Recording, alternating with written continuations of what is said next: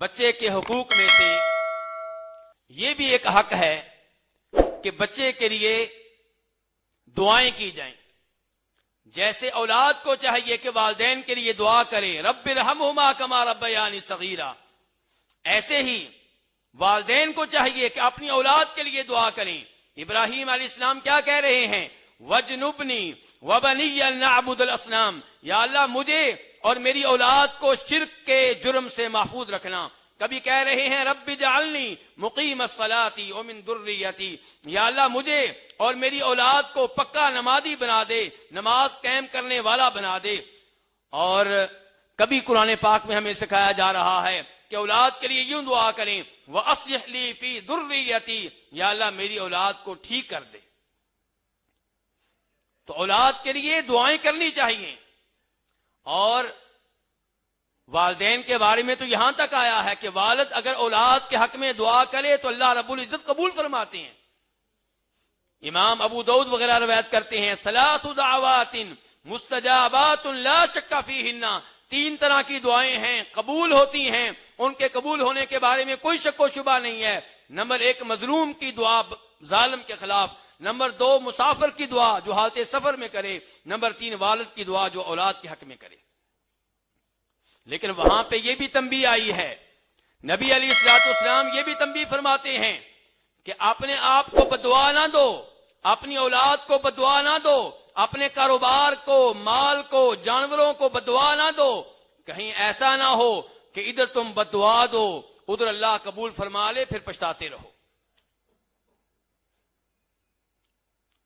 آپ دیکھیے کہ یعقوب علیہ السلام معلوم ہو چکا کہ میرے اپنے بیٹوں نے یوسف علیہ السلام کو تنگ کیا، کنویں میں پھینکا اور مجھے اتنے سال پریشان رکھا، ان کی وجہ سے میری بینائی چلی گئی، ان کی وجہ سے مجھے اتنے سال رونا پڑا، مصائب میں مبتلا ہونا پڑا. جب حقیقت حال منکشف ہو گئی، حقیقت حال واضح ہو گئی، پتا چل گیا کہ مجرم یہی تھے، پھر بھی ان کو بددعا نہیں دی. کیا کہا؟ سوف استغفر لکم ربی، بیٹو میں تمہارے لیے اللہ تعالیٰ سے معافی مانگوں گا، استغفار کروں گا. انہ هو الغفور الرحیم، اور وہ بخشنے والا نہایت رحم کرنے والا ہے. اولاد کے حقوق میں سے ایک حق یہ بھی ہے کہ اولاد سے پیار کیا جائے. والدین اولاد کے ساتھ نرمی کا رویہ اپنائیں. بے جا ڈانٹنا اور بغیر کسی وجہ کے ان کی بےعزتی کرنا، انہیں برا بھلا کہنا، یہ نبی علیہ الصلوۃ والسلام کا طریقہ نہیں ہے، آپ کی سنت نہیں ہے.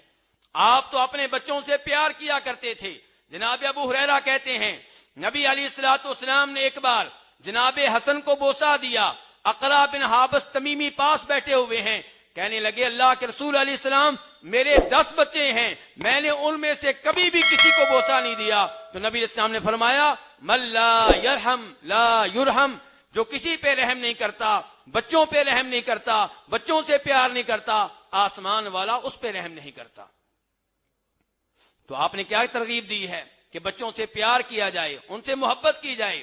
نبی علیہ الصلوۃ والسلام نے تو وہ بھی عظیم نمونہ پیش کیا کہ ابو قتادہ انصاری کہتے ہیں اس حدیث میں جسے امام بخاری روایت کرتے ہیں کہ آپ مسجد میں تشریف لائے اور آپ نے امامہ کو کندھوں پہ اٹھایا ہوا ہے، اسی حالت میں آپ نے نماز پڑھائی. جب آپ سجدے میں جاتے، رکوع میں جاتے، امامہ کو زمین پہ رکھ دیتے، کھڑے ہوتے کندھوں پہ دوبارہ اٹھا لیتے. صحابہ کرام کے سامنے یہ پیار، یہ محبت کا مظاہرہ آپ نے کیا. صحابہ کرام کو اور ان کے ذریعے ہمیں سبق دیا کہ اپنے بچوں سے اس انداز سے پیار کیا جائے، محبت کی جائے. اور یہاں پہ پیار آپ نے بچی سے کیا ہے، بچے سے نہیں.